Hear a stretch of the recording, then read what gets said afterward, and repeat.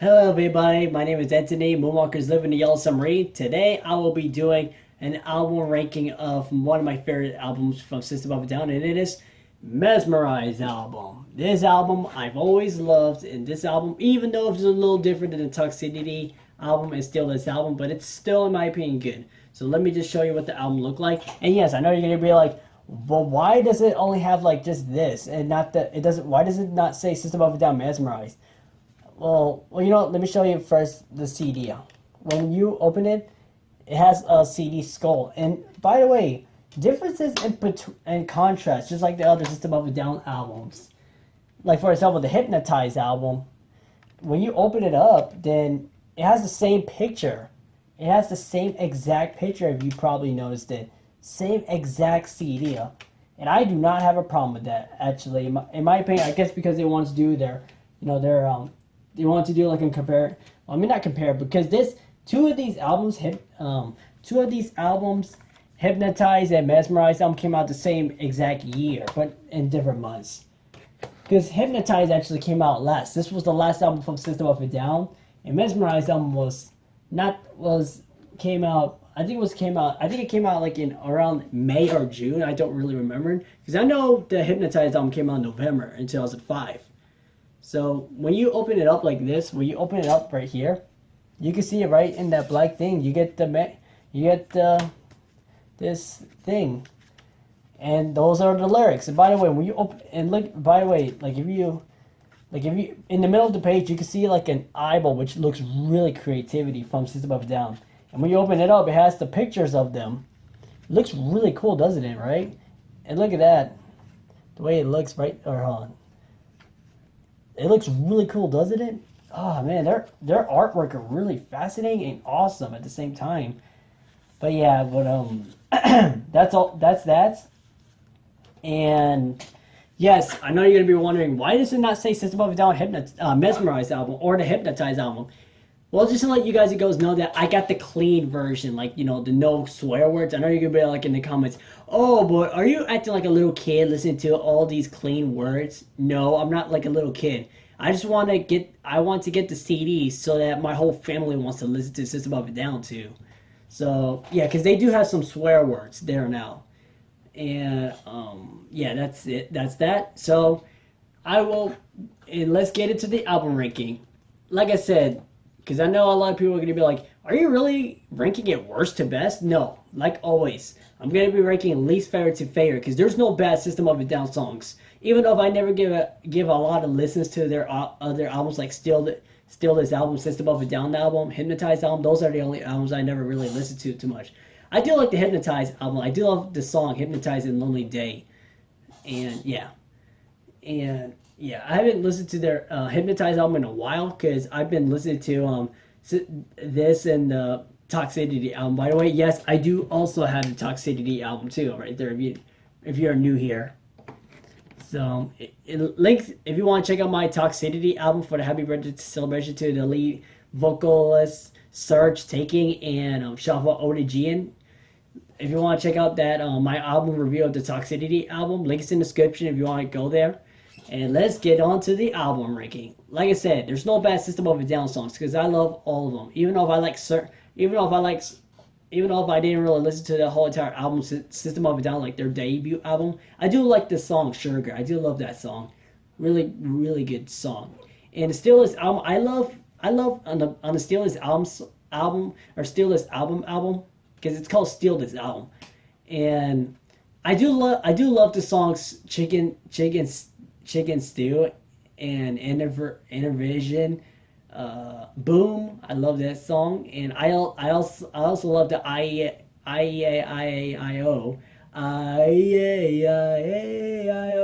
I love that song. It's a really good song.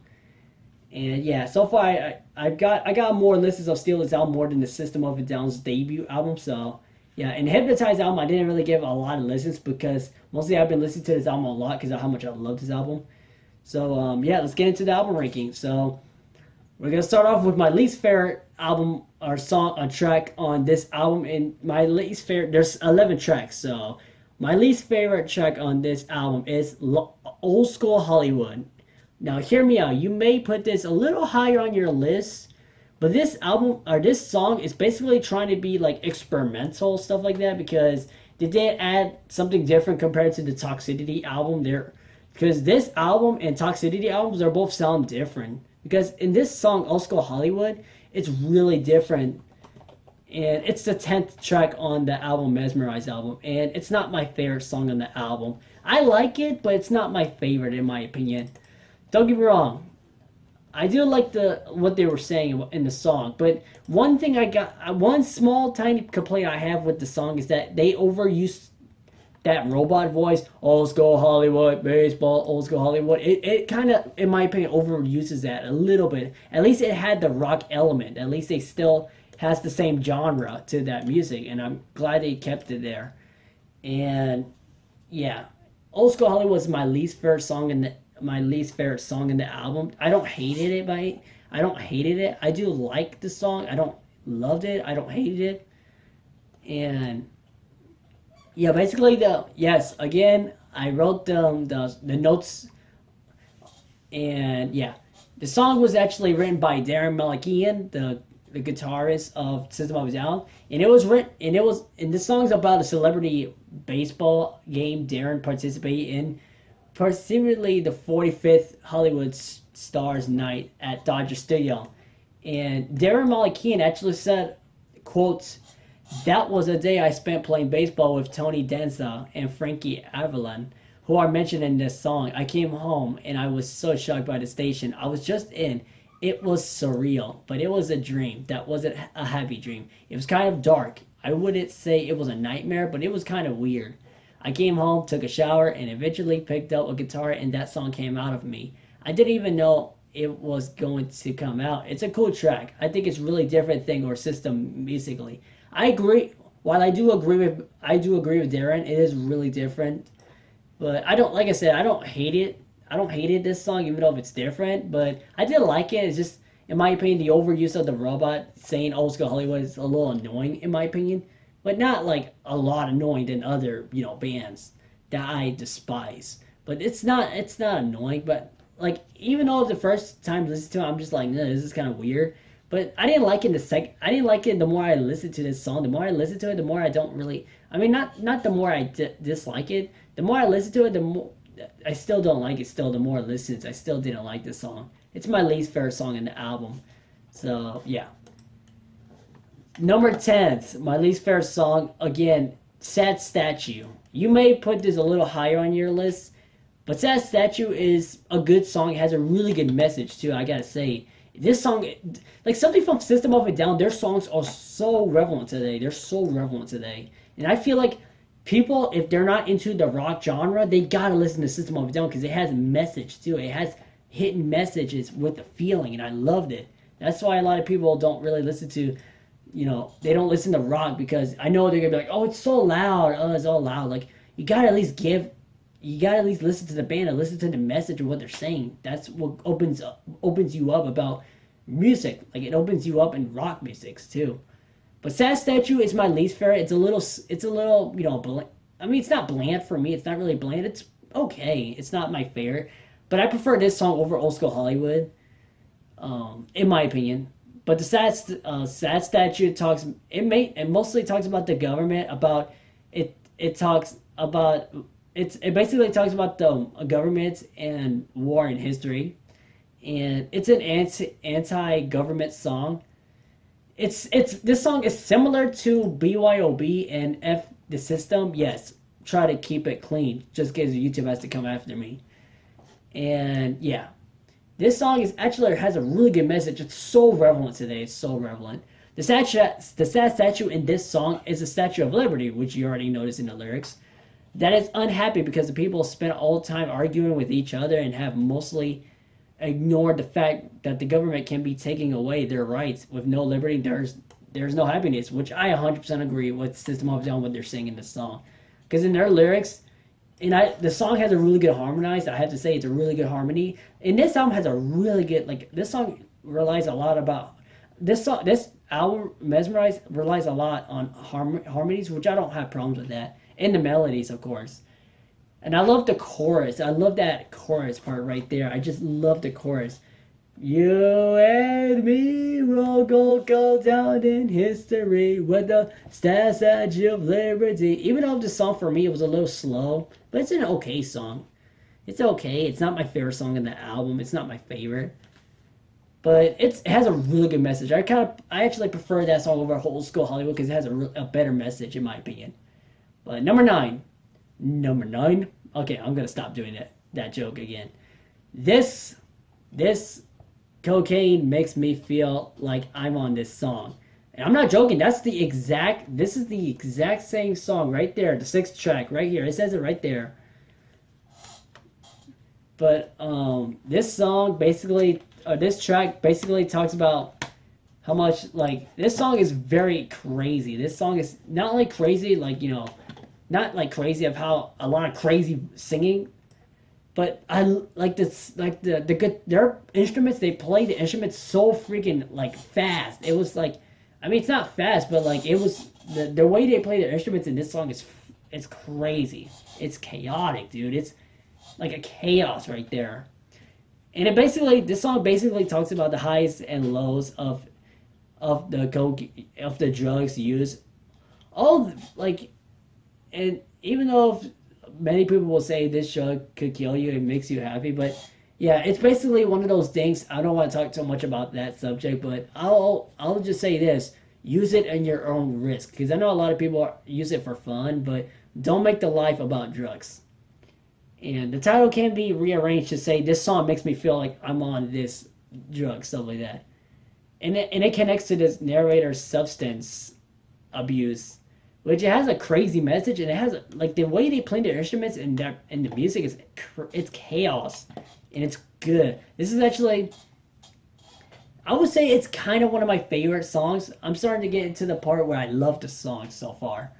So this song I actually, I would say I like the song. I would say I somewhat love. That means like I kind of love the song, but it's still a good song. I like this song.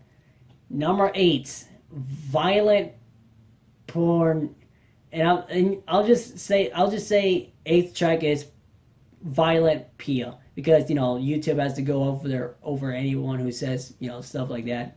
But yeah, that's actually what the what's it called? That's what the album says, by the way. That Violent Pia. That's all I have to say, especially because of YouTube, how crazy they are. I don't want to go throughout the whole video ranting about YouTube, but yeah, this song is so catchy. It's so catchy. And I love that guitar riff at the beginning and the middle of the song, too. I love the guitar riff. Dun, dun, dun, dun, dun, dun, dun, dun, dun, dun, dun, dun, dun, dun. Like, I love that guitar riff. It's really good. Everybody living now. Everybody stinks. Like, I love that song. The song has a really good, like, singing, like, they're singing. Because I know a lot of people probably, some people probably don't know this. System of a Down is a new metal band, obviously. And this song basically talks about the regarding nature of television and media in general on our culture and intelligence, featuring explants vocals. The track talks about things nobody wants to talk about, which is actually true. Because especially people back then, they didn't want to talk about none of the subs because they're really sensitive about the subjects too. They still are. It's still relevant today. It's still like this. It's going to be just like that in the future too. I'll tell you that.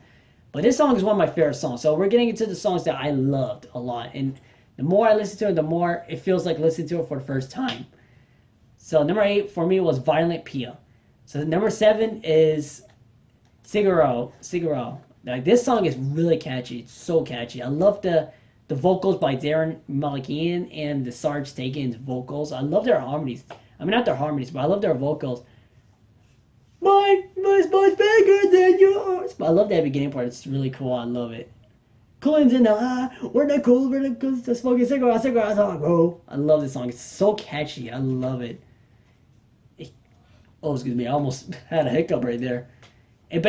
So this song basically talks about the obsession boys and their toys, whatever it to be, the explains concept of, the size of their guns. And men are always trying to prove their superiority over one another.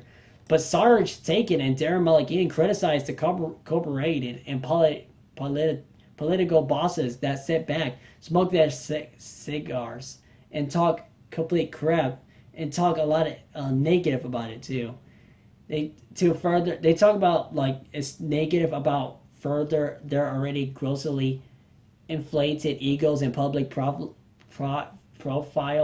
while ignoring laws and restrictions imposed by them and promoting their products to the population, which I actually agree. And Serj Tankian actually said that what inspired him to make the song is, quote, it's based on a Chini-like character. Wow, what a way to write a poet, Serj? But, yeah.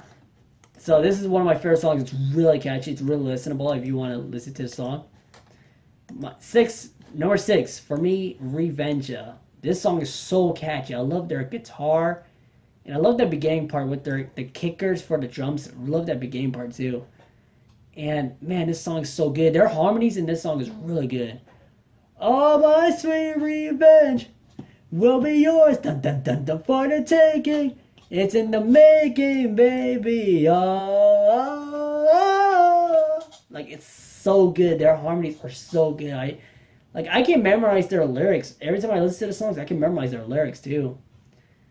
This song is about seeking revenge for the loss of a child called Clara Mayton, which I don't really know. The song is mainly about an abortion that took place against the father's will. Since the decision was out of his hands, his revenge will be the regret that she will feel in the future. It's in the making. Like what they said in the song, it's in the making. But yeah, this song's one of my favorites. It's so good. If you listen to the song, you will love this song. I know you're going to be like, well, why does System of a Down make so many politics songs? Or why do they make songs that are so relevant? Like, first of all, who gives a crap? What do you think?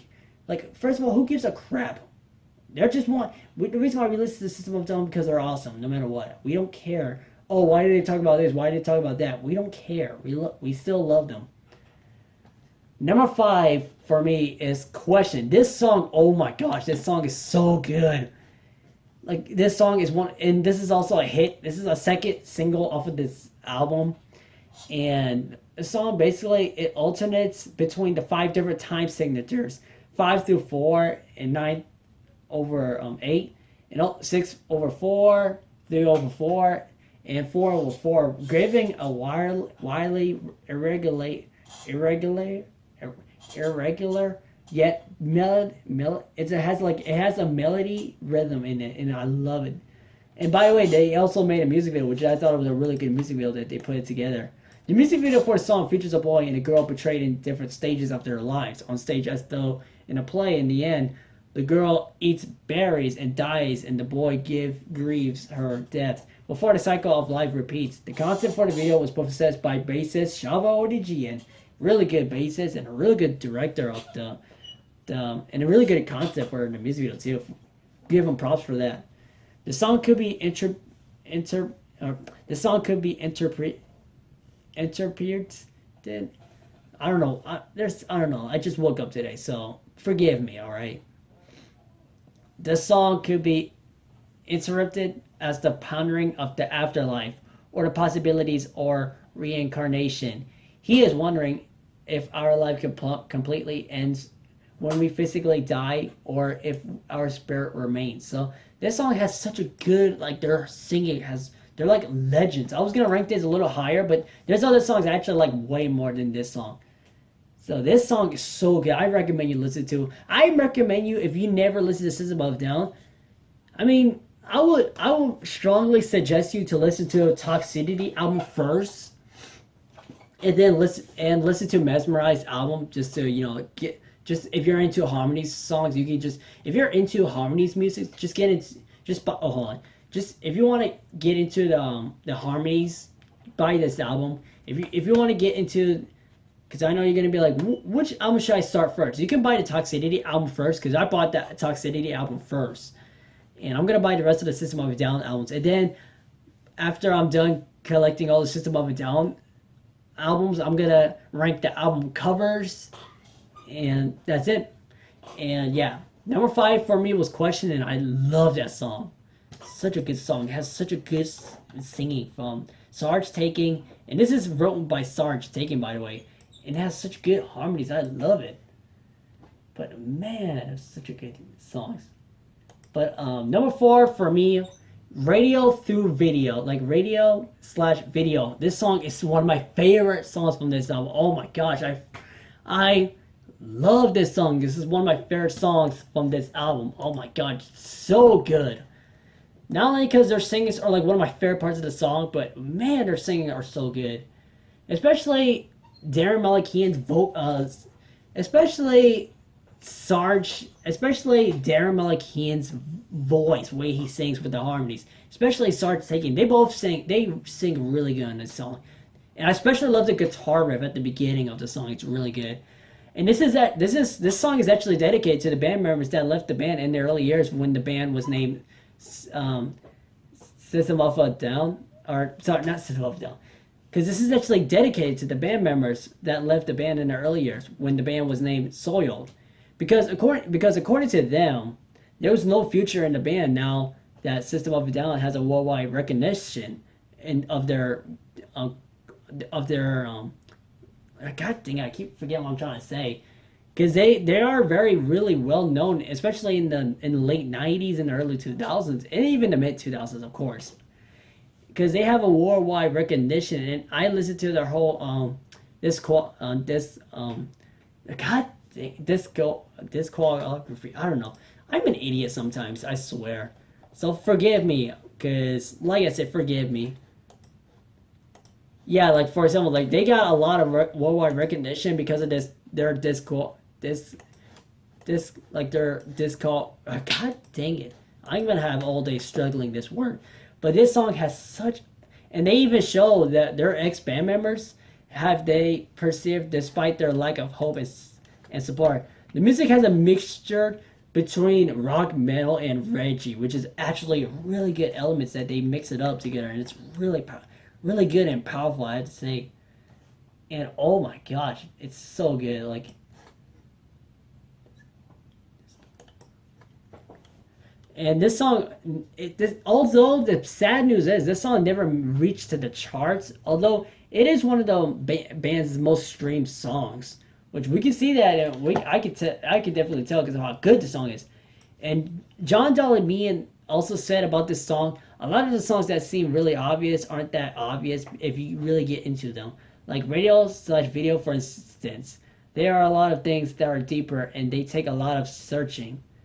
Okay, you know, I've heard there was a lot of hating towards John Malakian. Can you tell me in the comments down below what's with a lot of bashing with John Malakian? Because John Malakian, there's a lot, because I've heard a lot of bashing. I'm not a lot of bashing. I've heard some bashing. They say like, oh, now he's a douche these days. Like, can you please tell me in the comments down below and tell me the real reason? Because I know a lot of people are gonna be like, oh, because he's a douche. Like, I want to hear real evidence. I want to hear like real reasons why there's been bashing. I don't know.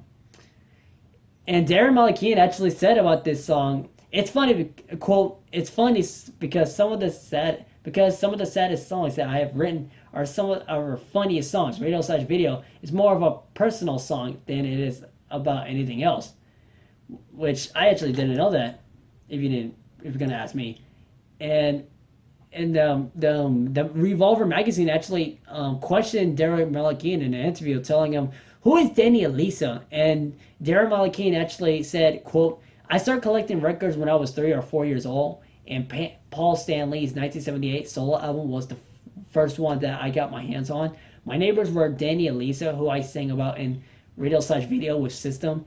They had that record and it ended up at my apartment. I would listen to that record all the time. What a good observations about that. That's awesome. Oh yeah, that's what it was. The word catalog. Like, because they earned worldwide recognition, because I listen to not a lot of catalog from System of a Down. I need to listen more of their System of a Down debut album, Steal This album, and Hypnotize album. I haven't listened to that album in a while, because I've been listening to this album, because I've been listening to Mezmerize album a lot because of how much I love this album. And it's up there for Toxicity album, one of my favorite albums from System of a Down.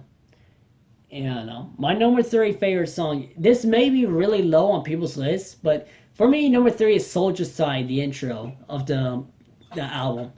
And I love that intro to the song. Oh my gosh, it's so good. Because I know a lot of people are gonna be like, why'd you rank this really high? I thought you would rank this low because it has the snippets.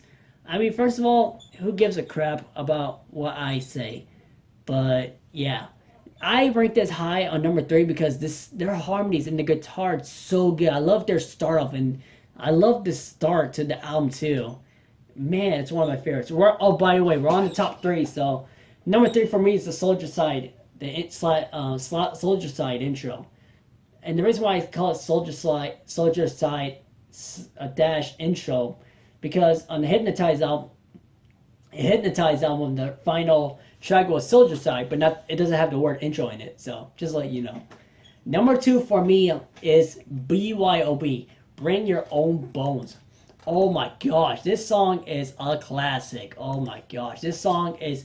I know this song was a single back then. I know a lot of people would have been tired of how annoying they overplay this song. Which, don't get me wrong, I understand what you're saying. I actually love this song. It's so catchy and it gets you energy every time. And it's actually the first single released from their album, Mezmerize album. And and this song is similar to Boom's song from Steal This album, where it's written of protest against the Iraq war that happened way back in the early 2000s. Which BYOB, if you didn't know, means bring your own bombs. And it was opposed to the comment interpretation, bring your own, because it was misinterpretation. God dang it. Interpretation, because a lot of people got mistaken of the song called Bring Your Own Booze, which is not true. Because this song is basically talks about the Iraq war as one big party for the United States, where instead of Jagger bombs, they dropped real ones, and it made it onto a lot of charts out there. And this song was a big hit when this album came out. It reached top 40 in the playlists around the globe, including Germany, New Zealand, Australia, and the United States. Occasionally made it to number 1 on their other music shows, which is awesome. So Daron Malakian actually said about this song, quote, "The band was concerned about releasing BYOB because we've been pegged as such a political band, and it's something we've been trying to shy away from. Some people will understand a different aspect of the band." Because, like, if you listen to other bands like Rage Against the Machine, where most of their songs talks about politics, which I know Rage Against the Machine, by the way, I know them. I haven't been getting a lot of listens, but I do listen to their songs, and their songs are pretty political, but I don't hate them. I love them. But I like them, but I haven't been getting a lot of listens from Rage Against the Machine, in my opinion. I do know the guitarist of the Rage Against the Machine, which is Tom Morello. I can't pronounce his last name. But yeah, off topic. So Daron Malakian also said, "I don't see it as a political song. The lyrics sing, why don't presidents fight the war? Why do they always send the poor? Why do they always send the poor?" I love that part of the song. And yes, I said that a bunch of times, and that was not actually what he said. But that's not a thought to politics or anything else. That's just a viewpoint. That's just a question. And I think more than politics, we try to spark questions that the powers that B don't want you to ask. It's more about a social commentary. I think it's about a few different things as opposed to being pointed at one thing.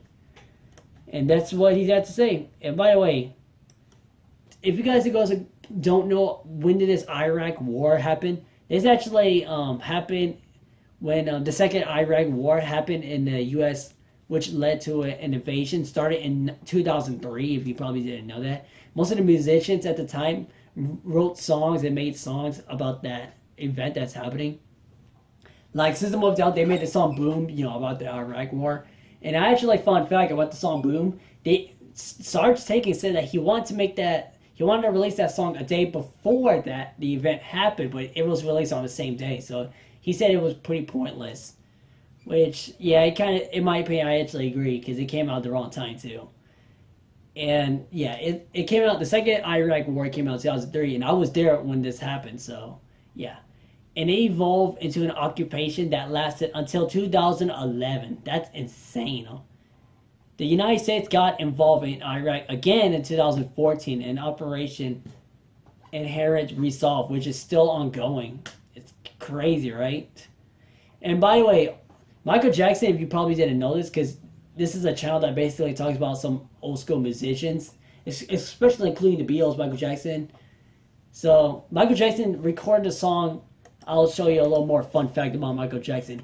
He actually recorded a song, All in Your Name, with Barry Gibb. If you don't know who Barry Gibb is, he's actually one of the members of the Bee Gees. And the Bee Gees is one of the bands you either loved or hated it. Most people will not really like Bee Gees because of their voice. I mean, that was the Bee Gees, and they did got popular at the time too. So give props to them, because they did become popular and they did make some good songs. I mean, I'm not a big fan of the Bee Gees, just to tell you, I'm not a big fan. I do know there's some songs out there. So yeah. Okay, God, the fly is in my room. Sorry. But Michael Jackson, Barry Gibb actually wrote a song with Michael Jackson recently in protest of the United States government's plan to invade Iraq, which again, it actually took place in March 2003, if you didn't know. There were rumors that Jackson showed up one day with a partly written song and talked Gibb into contributing to it. The date was probably, I think the date was it. I think it was somewhere of 2002. I know it was 2002, of course. A fan said that Barry Gibb has a demo recording of it, but Gibb himself would not confirm that any of this happened, pretty much.